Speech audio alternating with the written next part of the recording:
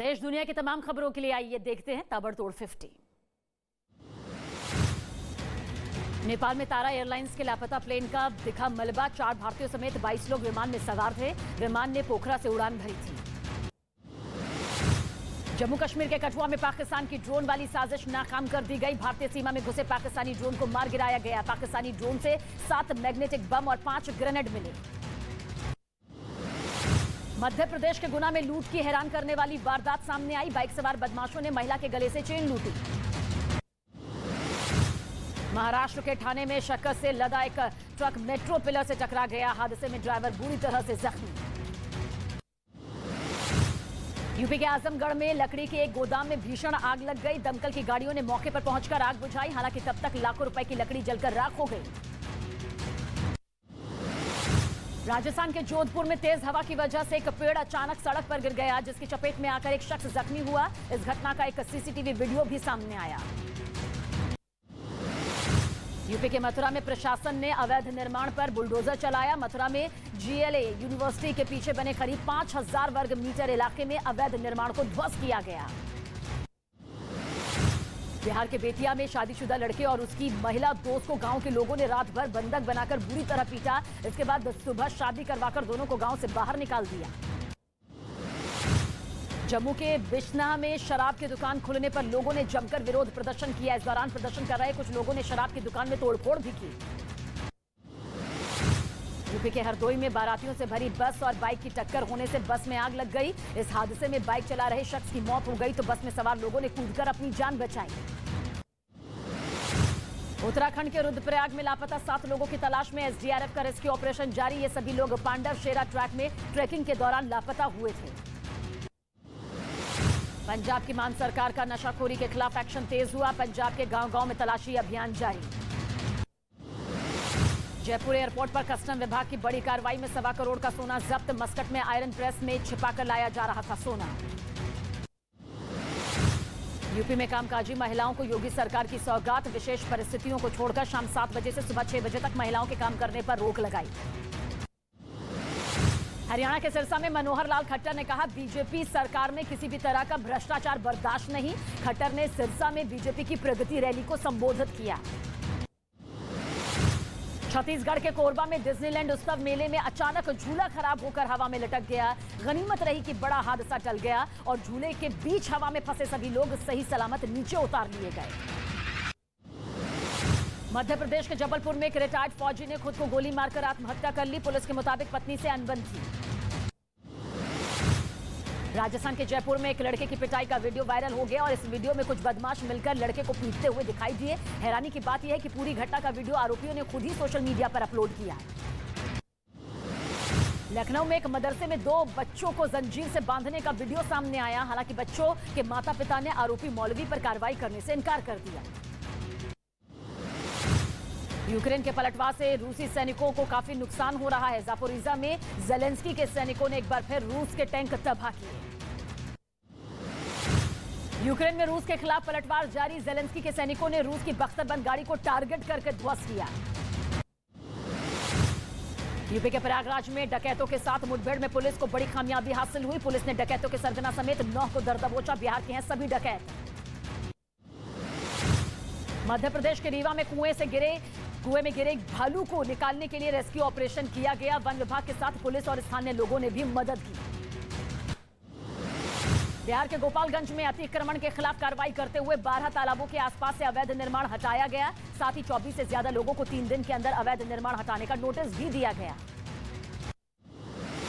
प्रधानमंत्री नरेंद्र मोदी ने मन की बात में स्टार्टअप की तारीफ की। पीएम मोदी ने कहा कि देश में यूनिकॉर्न की संख्या 100 के पार हो गई। पीएम मोदी ने यह भी कहा कि भविष्य में स्टार्टअप के क्षेत्र में नई उड़ान देखने को मिलेगी।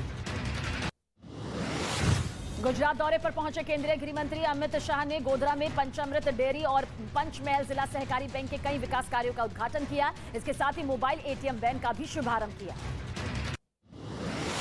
देवबंद में जमीयत की बैठक में यूनिफॉर्म सिविल कोड का विरोध किया गया। कहा गया कि सभी को अपने मजहब को मानने का अधिकार।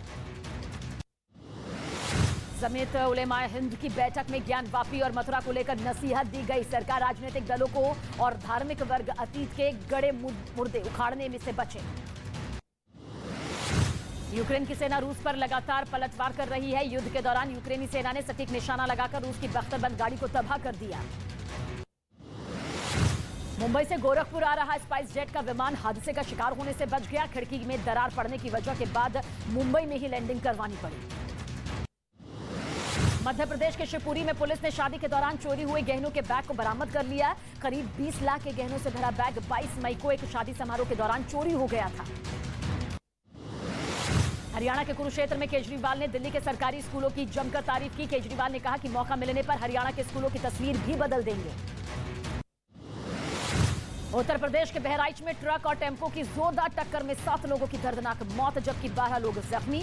सभी लोग दर्शन करने के लिए अयोध्या जा रहे थे। सीएम योगी आदित्यनाथ ने हादसे पर दुख जताया। दिल्ली के पास यूपी के गाजियाबाद में पुलिस ने मुठभेड़ के दौरान 2 इनामी बदमाशों को ढेर कर दिया। चेकिंग के दौरान भागने की कोशिश कर रहे थे दोनों बदमाश। लखनऊ में यूपी की बीजेपी की प्रदेश कार्य समिति की बैठक में सीएम योगी आदित्यनाथ ने पीएम मोदी की जमकर तारीफ की। योगी आदित्यनाथ ने कहा कि पीएम मोदी के 8 वर्ष के कार्यकाल के दौरान देश नई दिशा की तरफ आगे बढ़ा। यूपी के प्रयागराज में जमीन विवाद के दौरान गोली लगने के बाद एक शख्स की मौत हो गई, जबकि 2 लोग जख्मी हो गए। गंभीर हालत में अस्पताल में इलाज जारी। पश्चिम बंगाल के कई मामलों में कोर्ट की तरफ से सीबीआई जांच के आदेश पर टीएमसी नेता अभिषेक बनर्जी भड़क गए। बंगाल के हल्दिया में रैली के दौरान अभिषेक बनर्जी ने कहा कि अदालत की मिलीभगत से हर मामले की सीबीआई जांच की जा रही है।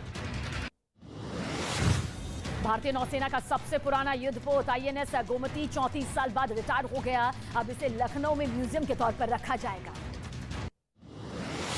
कश्मीर के अनंतनाग जिले में मुठभेड़ के दौरान हिजबुल के 2 आतंकी ढेर कर दिए गए। कोलकाता में सेना के जवान को आखिरी विदाई दी गई। लद्दाख सड़क हादसे में हुई थी 7 जवानों की मौत। असम के सिलचर में 26 रोहिंग्याओं को हिरासत में लिया गया। ये सभी दिल्ली से ट्रेन में बैठकर असम पहुंचे थे। यूक्रेन पर रूस का हमला जारी। बेलग्राद में बीती रात रूस ने ताबड़तोड़ 7 रॉकेट दागकर बड़ा नुकसान किया। रूस के खिलाफ यूक्रेन के सैनिकों का जोरदार पलटवार हुआ। खेरसोन में होवित्जर से रूसी सैनिकों को जवाब दिया गया। यूक्रेनी सेना ने रूस टैंक पर कब्जा कर लिया। यूक्रेन की सेना की तरफ से रूस के एक टैंक T-72 टैंक पर कब्जा करने का वीडियो भी जारी किया गया। नैनीताल में एक सड़क हादसे में कार ड्राइवर की मौत हो गई। जोखिया के पास 50 मीटर गहरी खाई में गिर गई कार। रूस के यूक्रेन पर हमले और तेज हो गए। रूसी सैनिकों की जोरदार गोलाबारी में 20 यूक्रेनी सैनिकों को मारने का दावा। यह हमला कहां हुआ, फिलहाल इसकी पुष्टि नहीं। रूस ने यूक्रेन पर हमले का वीडियो जारी किया। अटैक हेलीकॉप्टर से यूक्रेन के ठिकानों को ध्वस्त किया गया। उत्तराखंड के हेमकुंड साहिब में बर्फबारी से मौसम सुहावना हो गया। हेमकुंड साहिब में अब तक 15,000 श्रद्धालु पहुंच चुके हैं। एशिया कप हॉकी के सुपर 4 स्टेज के मुकाबले में भारत की शानदार जीत सामने आई। जापान को 2-1 से हराकर लीग मैच में हार का बदला लिया। आज मलेशिया से टीम इंडिया की भिड़ंत। अहमदाबाद के नरेंद्र मोदी स्टेडियम में आज आईपीएल 2022 का फाइनल मुकाबला खेला जाएगा। खिताबी मुकाबले में राजस्थान रॉयल्स और गुजरात टाइटंस की भिड़ंत होगी।